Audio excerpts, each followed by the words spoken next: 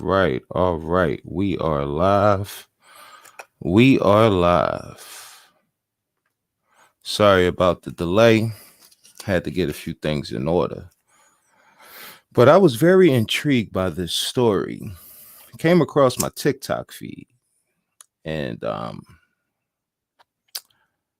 I've been hearing interesting takes about it. First and foremost, I would like to say that it looks like investigators wasn't in a rush to make an arrest in this case, largely due to the fact that um, we know that that's not the typical process when it comes to investigations like this. I mean, you got to think about it. You got witnesses, you got testimony, statements from people that was on the scene and clearly gave them a story about one neighbor shooting another neighbor. Now, for the most part, where I come from, if the police have, just an inkling, not much, but just an inkling of information and evidence, then they immediately make an arrest. But for whatever reason, they wanted to drag their feet about this. So what I'm going to do is I'm going to familiarize y'all with this story if y'all haven't heard about it. And I'm going to break down a few things. So let's start it off with this news clip out of Florida, out of the Fox network down in Florida. Check it out. Days after she shot and killed her neighbor through her front door. Now, the woman told deputies she fired at the mom of four in self-defense, but the sheriff says it's just not the case. Now, Regina Gonzalez is following the latest she's in the newsroom with all of this. Good morning, Regina. Good morning, guys. Yeah, deputies are saying this was not a stand your ground case, but a tragic ending to a nearly 2-year-long feud between these neighbors. Ajike Owens, who also goes by AJ, leaves behind 4 young children, and one of them was right beside her when she was shot while trying to approach this neighbor about another incident. The neighbor accused of pulling the trigger was officially identified as 58-year-old Susan Lorincz. She was officially arrested yesterday on charges of man. All right. So first and foremost, right, we have to talk about the fact that she shot her through the front door. So automatically, we all know about the stand your ground laws in Florida where people would claim that they felt like their life was in danger. They had no other choice but to pull that trigger and shoot down whoever was in their presence because they felt threatened. We seen the Trayvon Martin and Zora Zimmerman case, and there's been a lot of other cases that, people have actually gotten off from the stand your ground laws. Now, I'm not against self-defense. I believe in defending yourself, defending your property, and you're not going to get that argument out of me. You're not going to have me up here telling people you just can't kill people because you thought you was in danger. No, I'm from the streets. I know how crazy it can get out here. So we all need to, learn how to defend ourselves. But let's continue on with this news clip. Manslaughter with a firearm, culpable negligence, battery, and assault. This is footage of that arrest. On the day of the shooting, reports said Lorincz was overheard yelling and arguing with AJ's children who were playing in a nearby field and then threw a rollerblade skate at the 9-year-old son, which hit him in his toe. When the boy and his brother went to talk to Lorincz about what happened, she then opened the door and swung an umbrella at them. After AJ went over to Lorintz's house to confront her about the allegations, deputies said Lorincz fired one shot through her closed front door and struck AJ in the chest. She later died at the hospital. Now, the days after the shooting, family and community members held rallies and vigils and endlessly called the sheriff's department, pleading for them to arrest Lorincz.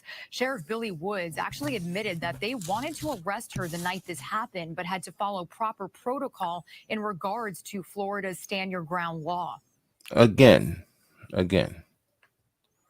Proper protocol. Now, I'm not saying that this isn't proper protocol. What I'm saying is we've seen a lot of cases where the protocol, the quote unquote protocol is not followed. You know, that's where you got a lot of people claiming like, yo, you're guilty until proven innocent. Because if most of these detectives, and it's across the country, if they actually did their job and followed the law, then yes, you will have a lot of cases where people feel like, yeah, the police follow protocol, but this is where the double standards come in. Because in this case, the police seem like they're following the protocol. But I'm going to tell you right now, for the most part, they don't do that. But let's continue. A lot of people don't understand is that law has specific instructions for us in law enforcement. And any time that we think or perceive or believe that that may come into play, we cannot make an arrest. The law specifically says that. And what we have to rule out is whether the deadly force was justified or not before we can even make the arrest. Now, I'm assuming that there was like a doorbell camera, or, you know, I don't want to make those assumptions, but in this day and age, it seems like everybody has one. So if we could kind of like visualize the crime scene, you got one mother going to confront another mother about an incident involving her children, and bam, she gets shot through the front door. I mean, right away, only way that I could see the shooter claiming to be in danger of her life is if the other mother that was shot was banging on her door and yelling some wild things through the door, and she thought that if she opens the door, then it's going to be a problem. Was there any interaction between the two through the door? We don't know, but we're going to need more evidence to determine that. And sometimes it becomes difficult. And sometimes it becomes an obstacle. Now, records show that 911 had been called a half a dozen times since 2021 involving Lorincz and Ajike Owens. In one case in February of 2022, the neighbor called 911 to file a complaint against Ajike because a dog was on her property. The neighbor told deputies that she and Ajike got into an argument, and Ajike allegedly threw a no trespassing sign at her, but there was actually no physical contact. Now, in a news release earlier this week, prominent civil rights attorney Benjamin Crump, who was representing Ajike's family, said Lorincz told the kids to get off of her land and All right, so when I hear that name, Ben Crump, I always cringe for whatever reason. Like, I just don't understand how he's always at the scene, like he's always involved in cases like this. Now, I've dealt with lawyers on many occasions, and you'll have lawyers that won't even deal with things outside of their jurisdiction. Like, for instance, if I got a case in Chester County or Delaware County or Bucks County, the attorney that I usually deal with in Philadelphia might not want to take on those cases. Now, the law is the law in Philly, but, you know, they feel comfortable in a setting where they have, you know, relationships, or they may have dealt with certain judges or dealt with certain prosecutors. You know what I'm saying? They don't typically like going outside of their work area. This guy, Benjamin Crump, he gets the cases if it's in Florida, Texas, Chicago, Detroit, Philly, New York. I mean, he's everywhere. He's everywhere. And I'm not saying he's doing a bad thing, but it's like, how? You mean to tell me that there's no local lawyers? No local lawyers that deal with civil cases in Florida that could handle this? You got to deal with anytime there's an issue involving race, Benjamin Crump is right there. Like, and to be honest with you, right? You see, there's always a like a misrepresentation of justice when he's involved in these cases. It's not always about a victim getting justice. You tend to hear about a victim getting paid. So, I mean, that's just my opinion, though. Previously hurled racial slurs at them, but deputies have yet to confirm that information. Crump will actually hold a press conference regarding the arrest today at noon. Okay. All right, so we pretty much got the foundation of the story. What I also want to play is this, right? I want to play a TikTok video because, again, I got bored. This was all brought to my attention via of a TikTok video. Shout out to I think his name is Tisley ENT. Now, I couldn't find his video on YouTube, but he's not really active on YouTube as much as he's active on TikTok. But he said something that really made me nah, that's not how it works. And the main reason why I'm doing this video is to, kind of educate people on how certain things actually work in real life, because, we get sold a lot of fantasies via social media or mainstream media. But we often forget about our real life experiences with the court system. Now, again, I don't have the video of this, but what I do have, I'm going to play this audio, and I want you guys to listen into it and, come up with your own determination. All right, give me 1 second.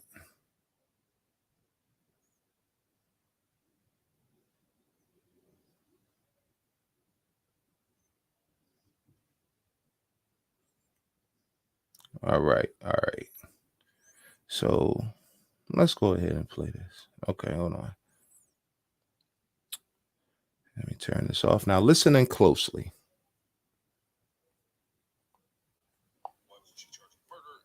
Typically, they tend to charge people with what they think they can. Now, let me rewind it. Let me rewind this. And they wanted to see she charged with murder, and typically they tend people who are asking why wasn't she charged with murder, and typically they tend to charge people with what they think they can convict them on. They can't always add charges. So now, if you didn't hear that clearly, he said that prosecutors typically charge the accused with charges that they think that they can convict them on. Now, that's a false statement, and I'm gonna tell you why. You see how these things usually work, right? The prosecutors will actually trump up the charges. And even if you just, catch it in your affidavit or your discovery, you say, hey, why am I being charged with something that is clearly not the case? They'll tell you, a judge at your preliminary hearing will determine that. Because that's what usually happens. You go before a judge during your preliminary hearing, and the judge will determine what charges stick and what charges don't. But this is the advantage that prosecutors use over the accused to, get the upper hand on them psychologically. Because if prosecutors really do their job, they won't overcharge anybody. But we've seen many cases. Like we can sit up here and really act as if we're oblivious or we're just blind by the fact that prosecutors won't hit you with a bunch of charges from the rip. And sometimes you'll get a judge during your preliminary hearing to drop those charges. Like, nah, I don't think that it's murder. It's manslaughter. But often you don't get that. And I'm going to tell you why. You see, because think about this. If a prosecutor charges Suzanne, who's the accused killer in this case, with second-degree murder, right? And by the time they go to the prosecutor, by the time they go to the preliminary hearing, often the judge might overlook that and say, well, I'm going to leave that up to the trial judge and the jury to determine if this is a second-degree murder case or a manslaughter. That's how these cases usually happen. I mean, certainly for people like myself and others that I know. And trust me, I've been in courtrooms. I've seen this happen. Even lawyers will argue like, yeah, at best, it's one thing. But the judge will, like I said, the judge will say, we'll let the trial judge or the jury decide that. For whatever reason, this 50-year-old lady, Suzanne, who's being accused of, killing we know she did it, but as far as from a legal standpoint, for whatever reason, not only is the police that investigated this case, but the prosecutors seem to be going out of their way to actually follow the law in this case. And I don't want to bring the race card into this situation because that's not a card that I play all the time, but I cannot sit back and think that it's not playing a factor. Because we've seen trumped up charges. We've seen it. We've seen cases where by the time you get to the pretrial part of the case, the accused is mentally broken down and they're willing to take any deal. And this is where the prosecutor plays this trump card. They say, well, we might get a hard time convicting this guy of second or first degree murder, but him and his lawyers been arguing the fact that he should only be charged with manslaughter. So why don't we offer him this? Why don't we offer him the opportunity to plead guilty to manslaughter, and we'll drop the first or second degree murder charge? That's how these things typically play out. And I'm gonna tell you why that's important. You see, during your pretrial, during your whole pretrial, breakdowns of most of these criminal cases, there's dialogue between the lawyers and the district attorneys. Deals might be offered. So imagine if you're a prosecutor and you're trying to offer somebody a deal to plea, and the highest charge is manslaughter, which typically for somebody without a record might get you anywhere between 5-10 years, maybe even less than 5 years. What charge are they going to plead lesser to? The assault? Simple, aggravated? You might get 3 or 4 or 5 years. But imagine if the charge is first degree murder and they say, first degree murder holds the death penalty. We'll offer you life without the possibility of parole. Psychologically, you thinking, man, I could go ahead and take the deal and just get life without the possibility of parole, or I could take the death penalty if I fight this case. You know how many people they actually get to sign up for that deal? I want y'all to think about that. How many times have y'all heard somebody take a plea deal of life without parole? You'll be surprised. I'm pretty sure if they offered that to 10 people facing the death penalty, more than likely they're going to get more than 5 people to sign up to just spend the rest of their life in jail without the possibility of parole. And you got to understand, when you take these plea deals, it's very hard to get leniency on the back end. Even if you are a model citizen in prison, even if you are like this upstanding prisoner that's completing all the programs and you're mentoring all the other inmates, you're going to have a hard time asking the courts for a compassionate release. You know why? Because you already agreed to spend the rest of your life in prison. A lot of people don't know that. That kind of it makes it hard to appeal anything. And even if you do take it to trial and the jury convicts you, even if you were innocent, I mean, the charges is so trumped up against you that you got to go through the state Supreme Court, then you got to go through the federal Supreme Court. That could take years.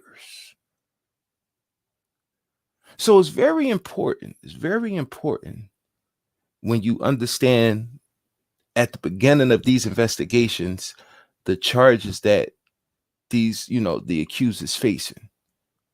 As of right now, Suzanne is only charged with voluntary manslaughter and I think 2 assault charges for killing someone that the police say was unjust. Why is she not getting charged with murder? Now, granted, you actually have to prove that somebody premeditated to kill somebody in order to charge them for first-degree murder. First-degree murder is where you premeditate, like you say, all right, I'm gonna go in here and I'm gonna shoot and kill it. Like, that's premeditated murder. But how many cases have y'all seen where an argument may ensue and it escalates to somebody getting killed? Could you say that that's premeditated murder? 2 people just arguing and one just pulls out his gun and somebody gets shot all of a sudden. That's not technically that's not premeditated murder. But we've seen a lot of people charged with first-degree murder for situations like that. How many times have you seen someone be charged with first-degree murder after committing a robbery? Of course, they didn't go in saying we're going to kill everybody. No, they said we're going to rob. We're going to take something from them. But one thing leads to another, and somebody ends up dead. I've seen cases where 2 people went in and tried to rob a store, and one of the actual suspects get killed. The second suspect later on gets arrested, and he's charged with his murder. Now, how do you break that down and say, well, you premeditatedly murdered your accomplice, your co-defendant, your co-conspirator? You planned on going and robbing this place and you planned on him getting killed? That's not premeditated, but we've seen it over and over again. But for certain folks, prosecutors and investigators, they want to get technical out of nowhere and say, well, technically, we got to go through certain steps to arrest someone due to the stand your ground laws. I'm pretty sure there's many people sitting in Florida prisons that did not get those steps. The investigators did not take those precautionary steps and follow the law before they made an arrest. No, for the most part, they'll let the court sort it out. And like I said, by the time it gets to the trial phase, the defendant is so mentally drained, he's willing to take any deal at that point. He just wants the situation over with. So when we sit here and we try to act like this is just a special case of, the police actually doing their job, think about the hundreds and thousands of other people that the police didn't do that with. So that's why you got people saying, yo, this is unjust. Because they don't see the courts that way. They don't see that when you got all those people out there demanding for her to get arrested, I guarantee you those people are used to seeing either another family member, a friend, or, somebody that they know, or a case that they heard of people immediately getting arrested. Because, you got the suspect, you got witness testimony. How come she's not arrested? That's why you see the outrage. And it doesn't help that you got content creators coming on here spreading false narratives like the police prosecutors typically charge people with what they think they can convict them of. That's BS. That's BS. Here in Pennsylvania, prosecutors are known to trump up charges on people just to make it an uphill battle. I want to play another clip for y'all to show y'all a clear example of trumped up charges and how we know that it's not just prosecutors, cops. No, your lawyer actually might be in on the whole BS also. Hold on. And it involves rapper T Grizzly. Now, we all know he got caught up in like some jewelry store robbery or whatever. Hold on. Let me look up this video because I remember seeing this video a while ago and I said, wow, that's amazing. That is amazing. All right, so this actually came from a podcast where he spoke about this. I want to say it's $1 million worth of game. And hold on, let me pull up this video right here. Hold on. Let me share my screen because this right here is a clear example of how prosecutors usually trump up charges. And it actually is up to you to correct the courts. Armed robbery, right? We ran in the store, we had a sledgehammer trying to get the jury. They say we armed the sledgehammer, right? So I get in the law book, first thing I see, I go to that type of shit. And they say you can only consider something a weapon if they use it to threaten somebody and demand something. You know what I'm saying? Now, I ain't never told nobody I was gonna hit them with the hammer. I ain't raised it to nobody or nothing. So they can't say that that's a weapon. And I told my lawyer that, and my lawyer looked surprised, like, no, you right. I'm like, what the fuck? I'm like, what the fuck you mean I'm right? You knew this before me. Yeah. You feel me? Boom. I went there, I told the court, I'm like, they like, all right, why you smash the glass if you wasn't trying to rob the place? I'm like, they sold my people's a fake watch. You feel me? And I went in there and I just wanted to tear some shit up. This is destruction of property at best. We ain't get out the store with nothing. We went. All right, so y'all heard that, right? He said he had to school his lawyer. And even his own lawyer, who should have known what the circumstances with his case, his own lawyer should have known that this isn't a armed robbery because he only came in there with a sledgehammer. But again, you know, it's like armed robbery. Hold on one second. Oh shit, something came on Mike Jackson. Hold on one second. And I was trying to drop the link in the chat real fast. But yeah, let's check the let's let him finish. You wasn't trying to take nothing. They sold my people's a fake watch. We was mad, so we came up there to break some shit in the store. That's it. They bought it. They went for it. They had no choice though. So they was trying to charge us with armed robbery, right? Because we ran in the store, we had a sledgehammer and shit trying to get the jury. They say we armed because of the sledgehammer, right? So I get in the law book, first thing I see, I go to that type of shit. And they say you can only consider something a weapon if they use it to threaten somebody and demand something. You know what I'm saying? Now, I ain't never told nobody I was gonna hit them with the hammer. I ain't raised it to nobody or nothing. So they can't say that that's a weapon. And I told my lawyer that, and my lawyer looked surprised, like, no, you right. I'm like, what the fuck? I'm like, what the fuck you mean I'm right? You knew this before me. Yeah. You feel me? Boom. I went there, I told the court, I'm like, they like, all right, why you smash the glass if you wasn't trying to rob the place? I'm like, they sold my people's a fake watch. You feel me? And I went in there and I just wanted to tear some shit up. This is destruction of property at best. We ain't get out the store with nothing. We wasn't trying to take nothing. They sold my people's a fake watch. We was mad, so we came up there to break some shit in the store. That's it. They bought it. They went for it. They had no choice though. So they was trying to charge us with armed. All right, so again, prosecutors across this country want us to believe that typically they only charge people what they think they can convict them of.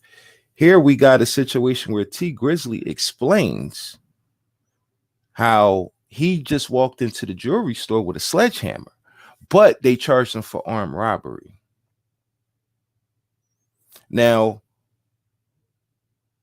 T Grizzly has already went through a preliminary hearing where the prosecutors know that without a gun, they couldn't charge him with armed robbery. He's already went in there in front of a preliminary hearing judge who knows that we can't charge him for armed robbery. But like I said, they like to pass the buck. a prosecutor would tell you that's up to the preliminary judge to determine whether or not you shouldn't be charged for that. Just like the preliminary hearing judge is going to pass the buck to the trial judge. And when the trial judge just passes the buck on to the jury, that's your last line of defense in order to get these charges dropped. But again, they don't want to admit to the fact that a certain group of people will get trumped up charges put against them. They don't want to admit that. T. Grizzly's own lawyer. You're like, what the fuck you mean you didn't know that? Shouldn't you have known this already? You went to law school. Your job is to defend me against the government. And a simple, see, and it's funny because we would say something like, oh, that's a loophole. That's not a loophole. That's the law. The title of this video is How T. Grizzly Schools His Lawyer, right? There's another video that I could have played, but it says T. Grizzly finds a loophole to get out of charges. He didn't find a loophole. He schooled the lawyer, the prosecutor, and the judge on the law. So for the most part, prosecutors don't follow the law. Investigators don't follow the law. But for whatever reason, when it comes to this lady, Suzanne, they followed the law. They're following the law with her. So I see a lot of people on here happy that she was arrested, but I'm telling you right now, she's not going to get much time. I'm just going to put out a prediction. She's not going to get much time for killing her neighbor. They've already put the pieces in place for her not to get more than 3 to 5 years. I'm telling you right now. Listen, that cop that went in there and shot that guy sitting on his couch eating ice cream. Initially, they charged her with, same BS, manslaughter, woo. I think she was finally convicted of, second or third degree murder. I'm not sure. I don't want to misquote what she was only sentenced to 10 years. But it didn't seem odd to the prosecutors that this woman just walked into this man's house and shot him. Her excuse was, she thought it was her place.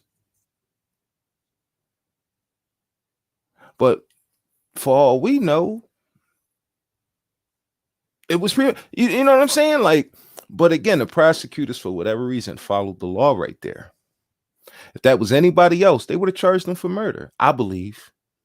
I want to say, in my humble opinion, I believe if that police officer was anybody else, they would have charged them for murder. And they would have made the burden of proof on to them to prove that they didn't murder them. See, that's another thing too. See, when it comes to court, you're supposed to be innocent until proven guilty. That means the burden of proof is on the prosecutors.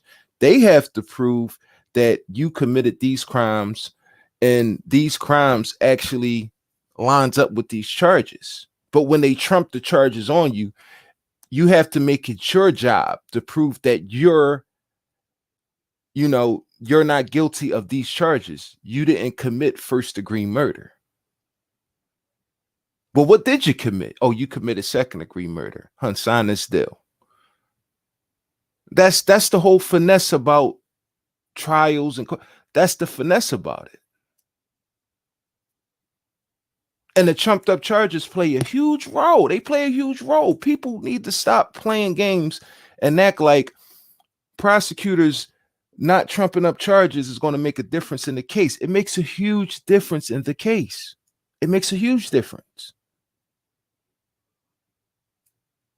And like I said, by the time you get to the pretrial, right before you got to select the jury, a prosecutor will come to you and offer you a deal and say, look, we might have a hard time convicting you on second or third, but we're going to get you on manslaughter. Just take this deal.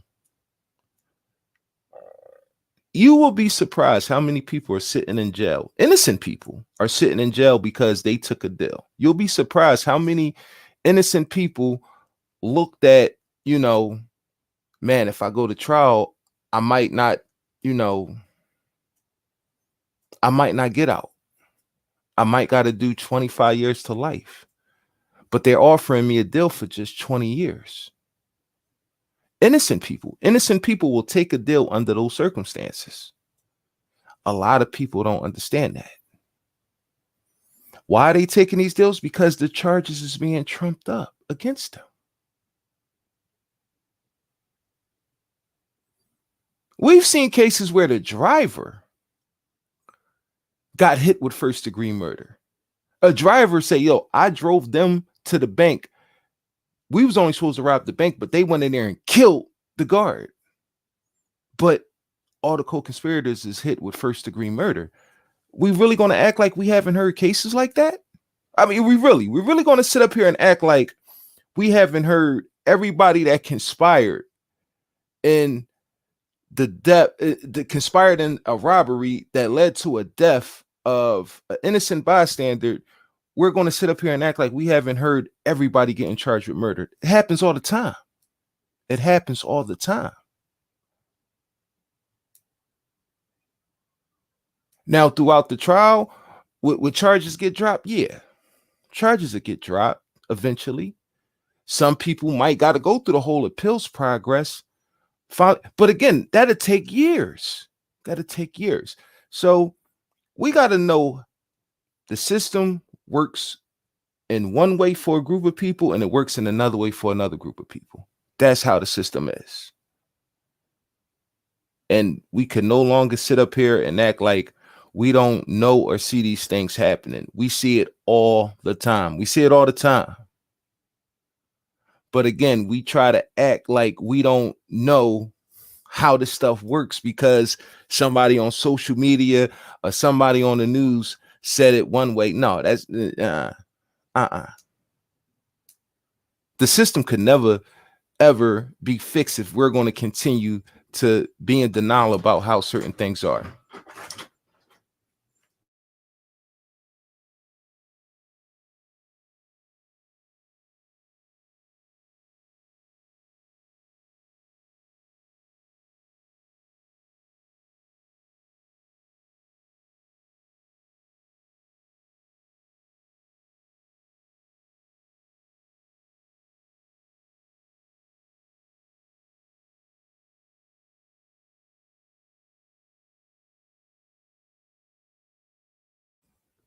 Sorry about that, y'all. My daughter just walked in here and, you know, I think it's about time for me to end this live stream anyway, man. I just wanted to quickly go over certain things about this case that I saw, and it really kind of hit real close to home because myself, you know, family members, people I know, I've seen how the system can railroad you just off of, you know, the initial charges.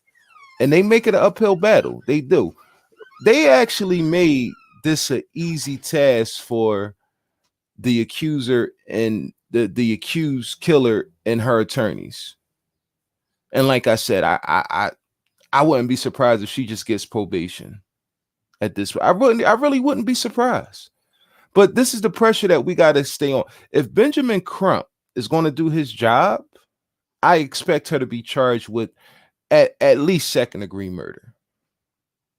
At least second-degree murder. There's no way possible that she should only be charged with voluntary manslaughter and simple assault. No. Murder, attempted murder, aggravated assault, all that. That's what. If you could just shoot somebody through that could have been anybody at the door. Could have been anybody. If there's no evidence of AJ walking up to her door being aggressive, telling her she's going to kill, she's going to bust down her door. If there's no evidence of that, then yeah, that's what I expect. But we're going to have to see how this whole thing turns out, man, because I see a lot of people getting away with the BS, and it's crazy. But let me know what y'all think in the comment section. Make sure you like the live, share the live. If you're not subscribed to the channel, please subscribe to the channel. make sure y'all check out all the content that I'm dropping on a daily basis. I just dropped 2 new videos, one on Tyrone Gilliam, a local guy here in Philadelphia who was a part of an elaborate scheme to scam, you know, millions of dollars out of his investors.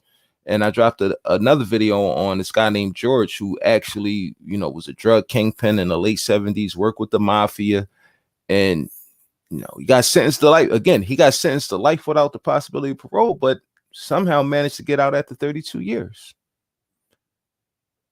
And that was after a law change. But again, you know, we have to always consider the fact that when you take these plea bargains, you pretty much sign your life away.